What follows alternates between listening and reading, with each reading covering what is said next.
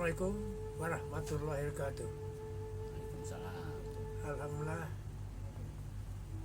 hari ini kita sudah berada di ruangan yang terkenal di Jakarta sebagai Galeri buku Bengkel Deklamasi. Bengkel Deklamasi. Itu yang ngomong yang punya, jadi jelas. Mas Yos, Ya. saya beruntung hari ini ketemu Anda. Alhamdulillah. Alhamdulillah, saya sudah mencari berhari-hari ini tidak ketemu, dan saya dengar Anda cukup sibuk, termasuk Alhamdulillah, Sabtu ya. yang lalu membacakan puisi yang Puisi humor humor yang Ya. jumlahnya 50 50 dan dalam Tanpa keadaan jeda. sampai jeda dan tanpa jeda ya. dalam keadaan kurang sehat. Ya. Tapi komentar sejumlah orang berhasil. Ya. Alhamdulillah. Alhamdulillah. Nah, Mas Yas, boleh cerita sedikit ya tentang bagaimana Anda memulai Sanggar Deklamasi? Apa Ya, istilahnya? ya, Bengkel Deklamasi. Bengkel Deklamasi. Ya. Bengkel Deklamasi didirikan pada 11 Maret 1986 oleh saya Ya. dengan dukungan Taufik Ismail, Sutarji Kalsumbahri, Slamet Sukirnanto, dan teman-teman penyair lainnya dan deklamator di Jakarta. Pertunjukan kami pertama kali pada 11 Maret itu di gedung olahraga di Senayan, itu di kantor Menpora. Nah, sponsornya waktu itu Menteri Olahraga namanya Abdul Ghafur. Nah, untuk memperingati Super Semar, Ya. kami membacakan puisi-puisi angkatan 66. Nah, itulah pertama kali diresmikan, dan acaranya meriah sekali ketika itu. Ya. Taufik Ismail juga baca puisi, Ya. Slamet Sukirnanto baca puisi, Bang Tarji baca Ya. puisi, ya. Istilahnya kan deklamasi itu ya. Deklamasi. Seperti ada kesan lama gitu Ya, kan. Padahal yang kemudian lebih dikenal dengan baca puisi. ya, Kata-kata deklamasi ini barangkali ada suatu nostalgia yang Ya. Anda miliki ya. ya. Deklamasi itu pada hakikatnya membaca puisi tanpa teks, ya. Jadi teksnya tidak dipegang. Ya. Nah, pada akhir tahun 60-an, awal tahun 70-an, Rendra gelisah waktu itu.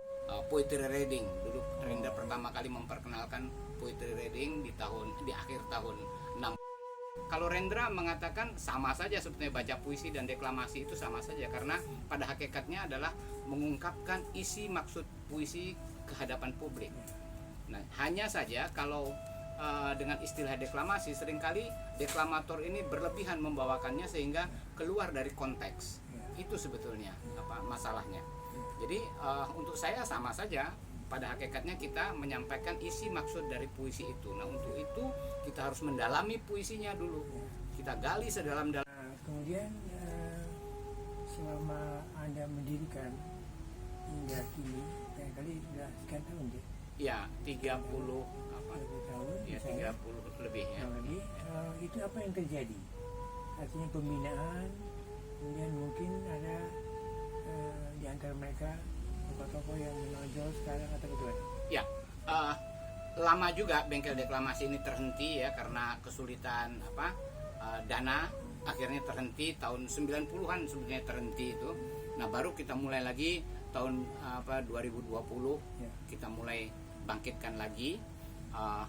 Rencananya kami para deklamator ini ingin lahir peminat-peminat seni baca puisi di Jakarta khususnya, ya. Kemudian mereka bisa atau mampu membawakan puisi berdasarkan kedalaman dari puisi itu sendiri. Jadi bukan hal-hal yang di luar puisi gitu, bukan sekedar gaya-gaya, tetapi bagaimana menggali kedalaman puisi itu supaya puisi itu maknanya bisa ditangkap oleh hadirin, oleh pendengar.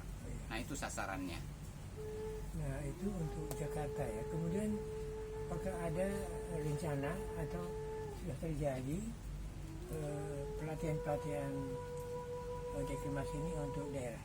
Ya, sebetulnya sudah terjadi. Saya melakukannya di kancah lomba pelajar yang namanya FLS 2N dan di Peksiminas, di lomba seni mahasiswa se-Indonesia. Nah, biasanya kita gali pengertian baca puisi itu di sana. Tetapi juga saya seringkali diundang oleh beberapa daerah, ya, teman-teman di daerah untuk menjelaskan atau mengadakan pelatihan-pelatihan bagaimana membaca puisi yang baik itu. Ya. Kemudian kan ada sering panitia-panitia mengadakan lomba, ya. Itu ada fungsi galeri deklimasi ini. Misalnya meminta tokoh-tokoh di galeri ini menjadi juri atau mengadakan pelatihan sebelumnya atau gimana? Ya, biasanya terakhir saya menjadi juri di Peksiminas 2022 di Malang bulan lalu, ya. Nah, itu kami juri membuat kesepakatan dulu, karena memang seni baca puisi ini kan sebetulnya tidak ada yang pasti, karena sumbernya adalah karya yang hidup terus menerus gitu, karya-karya yang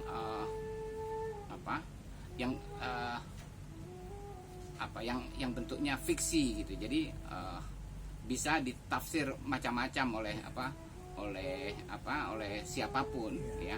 Nah, untuk itu kita perlu ada kesepakatan standar. Pada hakikatnya semua juri atau semua seniman dimanapun dia bertolak dari pengalaman hidupnya masing-masing tentang pemahaman dia tentang puisi itu. Nah, jadi hal-hal seperti itu perlu kita inikan dulu, kita jelaskan dulu supaya nanti hasilnya bisa maksimal. Ya.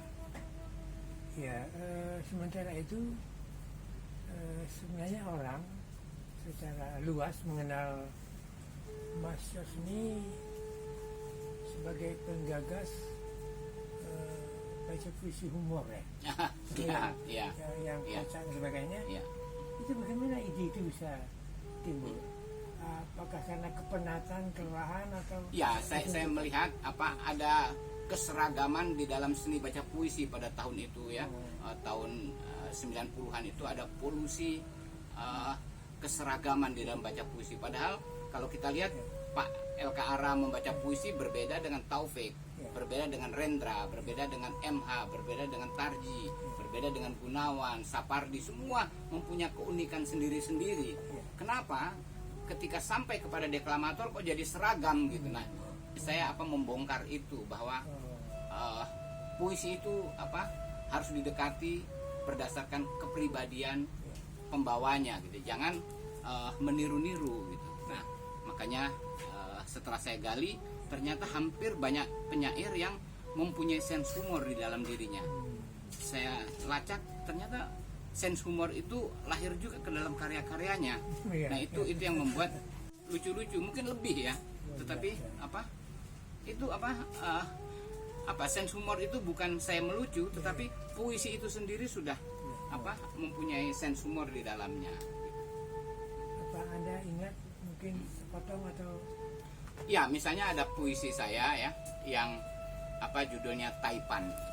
Ya, Taipan itu sebetulnya mengkritik banyak orang-orang kaya, ya, konglomerat gitu, hanya janji-janji tetapi tidak pernah ditepati. Nah, puisi ini tentang itu. Judulnya Taipan. Seorang Taipan terkurung topan di gelombang lautan. Tak punya daya karena tua.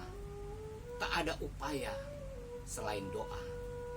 Ya Tuhan, ampuni dosaku. Selamatkan aku.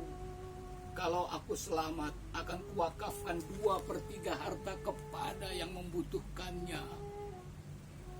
Janji tinggal janji. Taipan selamat sejahtera tapi ingkar untuk berderma. Di malam pancaroba, Taipan terkesima. Matanya terbelalak tak percaya. kobaran api menjilat-jilat harta bendanya, melahap tandas istana kebanggaannya. Dengan mulut penuh busa, Taipan berkata terbata-bata. Tepati janji itu harus ditepati. Tapi kita dibawa ke sawah ya. Ya, ya. Jadi orang yang Ya, ya, ya. dikritik pun jadi tersenyum-senyum Ya, gitu, ya, tidak ya, jadi ya. marah. Luar biasa. Ya. Nah, ini gaya Mas Yos sudah kita saksikan bagaimana beliau memberikan proses pelatihan dan sampai mengunjungi daerah, kemudian membawakan sendiri sebuah fungsi luar. Ini bagian kecil dari percakapan kami. Kami sudah sampai sini. Nanti kita lanjut di episode berikutnya. Assalamualaikum warahmatullahi wabarakatuh. Waalaikumsalam.